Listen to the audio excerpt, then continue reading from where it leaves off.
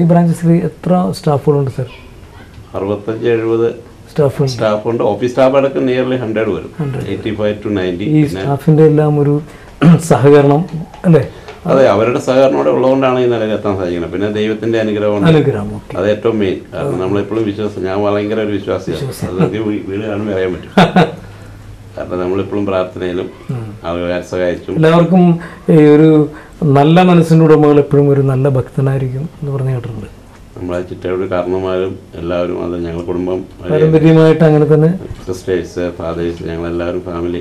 ഞങ്ങളുടെ കുടുംബം എന്ന് പറഞ്ഞാൽ വലിയ 400-ൽ കൂടുതൽ വീട്ടുകാരുള്ള കപ്പിയാരുമലയിൽ കുടുംബം എന്ന് പറഞ്ഞാൽ ഞങ്ങൾ എല്ലാ വർഷവും കുടുംബയോഗങ്ങളും അങ്ങനെ പാവങ്ങളെ സഹായിക്കുക, ട്രസ്റ്റുമാർ ഞങ്ങൾ കളക്ഷൻ എടുത്തിട്ട് പിള്ളേരെ പഠിപ്പിക്കുക. സാർ ഇവിടെ വന്നിട്ടിപ്പോൾ എവിടെ വന്ന് അന്വേഷിച്ചിടത്തോളം ഏതാണ്ട് 8 ലക്ഷത്തിനും 10 ലക്ഷത്തിനും ഇടയിൽ മലയാളികളുണ്ടെന്നാണ് അറിയാൻ കഴിഞ്ഞത് ഇവിടെ നമ്മുടെ ബാംഗ്ലൂരിൽ. ഇതിൽ തന്നെ ഏതാണ്ട് 75ഓളം അറിഞ്ഞതിന് അതിന് മേലെ ഉണ്ടോ എന്ന് എനിക്കറിയില്ല. 75ഓളം സോഷ്യൽ ആക്ടിവിറ്റീസ് നടത്തുന്ന സംഘടനകളുണ്ട് മലയാളികളുടെ ഇടയിൽ. ഇവരെല്ലാം സംസാരിച്ച് ഒരുപാട് പേരോട് നമുക്കറിയാൻ കഴിഞ്ഞു. എല്ലാവരും ആ ഒരു കാര്യത്തിൽ ഒറ്റക്കെട്ടാണ്. മലയാളികൾക്കൊരു സംഘടന ഒരു പ്രശ്നം ഉണ്ടായിട്ടുണ്ടെങ്കിൽ അതിലിടപെടാനും അവർക്ക് വേണ്ട കാര്യങ്ങൾ ചെയ്തു കൊടുക്കാനും. ഈ സാറിനെ സംബന്ധിച്ചിടത്തോളം ഇത്തരം ഈ സാമൂഹ്യ ജീവകാരുണ്യ പ്രവർത്തനങ്ങളിൽ ഒരു മലയാളി എന്ന നിലക്ക് മലയാളി സംഘടനയുടെ കൂടെ നിന്ന് എത്രമാത്രം അത് നോക്കിക്കാണുന്നു, എങ്ങനെ കാണുന്നു? സംഘടനയിലൊന്നും ഞാൻ ഇടപെടുന്നില്ല. ഒന്നാമത് തന്നെ ബിസിനസ്സുകാരനെ സംബന്ധിച്ച് എനിക്ക് പറയുന്നുണ്ട്. കാരണം സംഘടനകൾ നിൽക്കുമ്പോൾ അത് പല പ്രോബ്ലങ്ങളാണ്.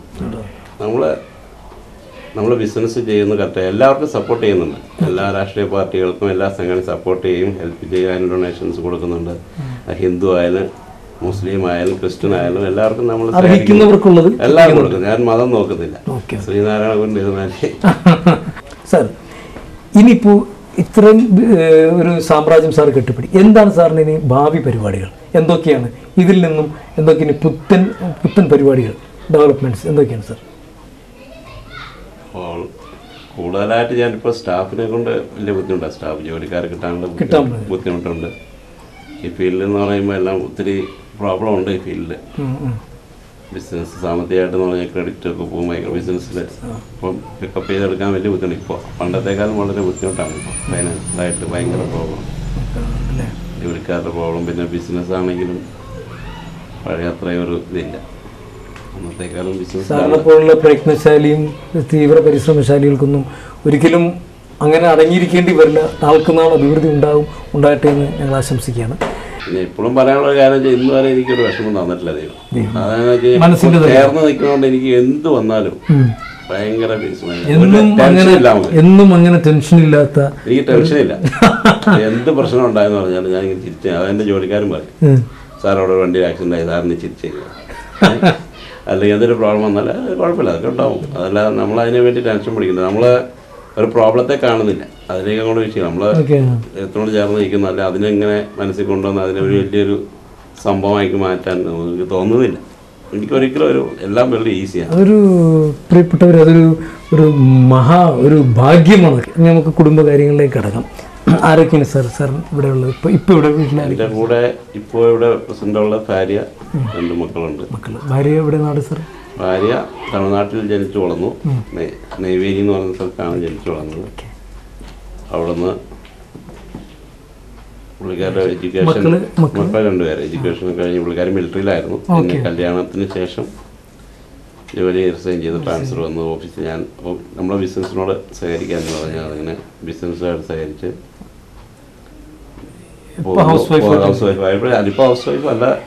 ഹൗസ് വൈഫ് ആണെങ്കിൽ പോലും ഓഫീസിലെ കാര്യങ്ങൾ കൺട്രോൾ, ഫൈനാൻസ് കൺട്രോൾ, ഓഫീസിലെ ഇത്രയും സ്റ്റാഫും കാര്യങ്ങളുണ്ട്.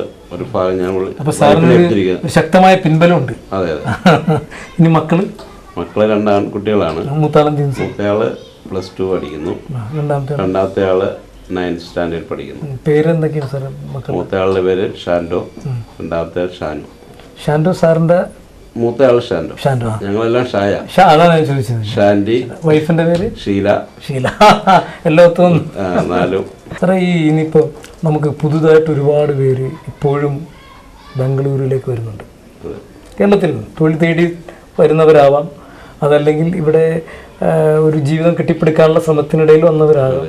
പല രീതിയിൽ ഇന്നും ഒരുപാട് ആൾക്കാർ വന്നിറങ്ങുന്നുണ്ട്.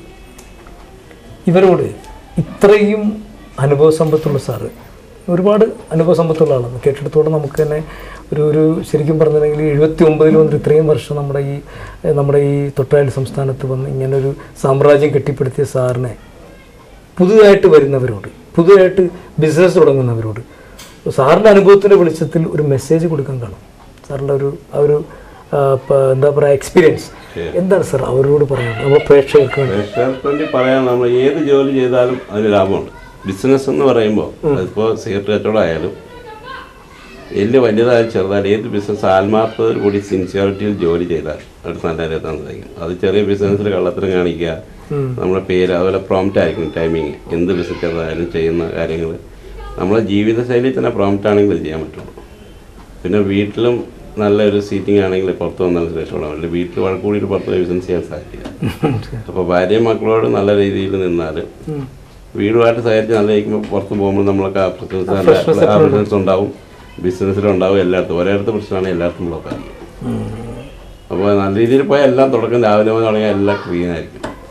പ്രിയമുള്ളവരെ, പുതുതായിട്ട് വരുന്ന ബിസിനസ്സുകാരോട് അല്ലെങ്കിൽ ബാംഗ്ലൂരിലെത്തി ജീവിതം പച്ചപിടിപ്പിക്കാൻ ശ്രമിക്കുന്ന മലയാളികളോട്, പുത്തൻ നാമ്പുകാരോട് ജോർജ് സാറിന് പറയാനുള്ളത് ആത്മാർത്ഥതയുടെ കഥയാണ്. ആത്മാർത്ഥത, കൃത്യനിഷ്ഠ, കള്ളവും ചതിയുമില്ലാത്ത ഒരു രീതി, നല്ല കുടുംബ ബന്ധങ്ങൾ എല്ലാം ചേരുമ്പോഴാണ് ഒരു പരിപൂർണ്ണ മനുഷ്യനാവുന്നത്, ഒരു ബിസിനസ്സുകാരനാവുന്നത്. ഇതെല്ലാം ഇതിൻ്റെ പുറകിലെ ഒരു പ്രേരക ശക്തിയായി മാറും. പ്രിയപ്പെട്ടവരെ, വളരെ തിരക്കുള്ള അദ്ദേഹം, ഇന്നിപ്പോൾ അദ്ദേഹം ബിസിനസ്സുകാരും മറ്റും കേരളത്തിലേക്ക് പോകാൻ വേണ്ടി നിൽക്കുകയാണ്. ഈ കേരള വിഷൻ്റെ ഈ പരിപാടിക്ക് വേണ്ടി അദ്ദേഹം ഞങ്ങളോട് ഇത്രയും സമയം സഹകരിച്ചതിന് അദ്ദേഹത്തോടുള്ള നന്ദി എൻ്റെ വ്യക്തിപരമായ പേരിലും കേരള വിഷൻ്റെ പേരിലും ഞാൻ രേഖപ്പെടുത്തുകയാണ്. ഒരുപാട് നമുക്ക് ഇദ്ദേഹത്തിൽ നിന്ന് പഠിക്കുവാനുണ്ട്, ഒരുപാട്. എന്തായാലും അദ്ദേഹത്തിന് കൂടുതൽ നന്മകളും കൂടുതൽ വിജയങ്ങളും അദ്ദേഹത്തിന് ഉണ്ടാവട്ടെ എന്ന് ആത്മാർത്ഥമായി ആശംസിച്ചുകൊണ്ട് നന്ദി, നമസ്കാരം sir. Thank you very much. ഇത്രയും നേരം ഈ കേരള വിഷൻ്റെ പ്രോഗ്രാം കണ്ടുകൊണ്ടിരുന്ന പ്രേക്ഷകർക്ക് എൻ്റെ പേരിൽ പേഴ്സണലായിട്ടും എൻ്റെ സ്റ്റാഫിൻ്റെയും കുടുംബത്തിൻ്റെയും ദൈവത്തിൻ്റെ എല്ലാത്തിനും നന്ദി.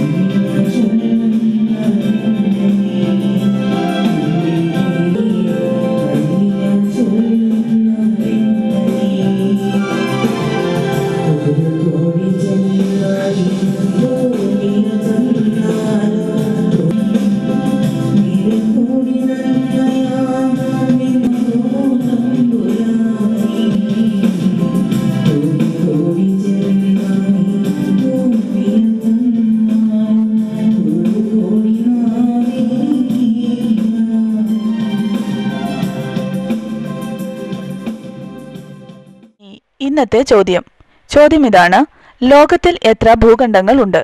ചോദ്യം ഒരിക്കൽ കൂടി: ലോകത്തിൽ എത്ര ഭൂഖണ്ഡങ്ങൾ ഉണ്ട്? ഈ ചോദ്യത്തിനുള്ള ശരിയുത്തരം ഇനി പറയുന്ന ഫോൺ നമ്പറിൽ 1 മണിക്കൂറിനകം ഞങ്ങളെ വിളിച്ചറിയിക്കുക. വിളിക്കേണ്ട ഞങ്ങളുടെ ഫോൺ നമ്പർ 0484231778 അല്ലെങ്കിൽ 83. ഫോൺ നമ്പർ ഒരിക്കൽ കൂടി 0484231778 അല്ലെങ്കിൽ 83. ഈ എപ്പിസോഡ് ഇവിടെ അവസാനിക്കുകയാണ്. ഇനിയും കൂടുതൽ അറിവുകളും കൂടുതൽ വിവരങ്ങളുമായി ഒരുപാട് ആളുകളെ നിങ്ങളുടെ മുന്നിൽ കേരള വിഷൻ എത്തിക്കും.